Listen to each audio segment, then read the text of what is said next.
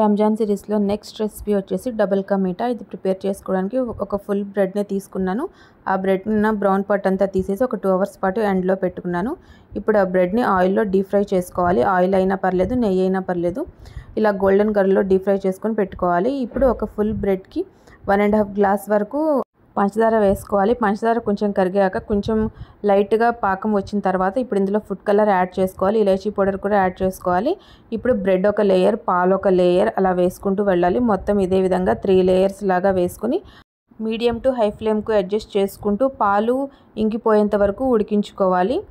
బ్రెడ్స్ని అయితే ఒకేసారి కలపకూడదు. 15 మినిట్స్ పాటు ఉడికించుకుంటే కనుక మనకి బ్రెడ్ అనేది బాగా ఉడికిపోతుంది. ఇప్పుడు ఇందులో డ్రై నట్స్ అనేవి గీలో వేయించుకొని వేసుకోవాలి. ఇవి మీ ఆప్షనల్, ఏవైనా వేసుకోవచ్చు. నేను ఇక్కడ కాజు, కిస్మిస్ అయితే తీసుకున్నాను. ఈ బ్రెడ్ని కొంచెం 4 పీసెస్ లాగా కట్ చేసుకుని పైన డ్రై ఫ్రూట్స్ వేసుకుంటే tasty double ka meetha ready.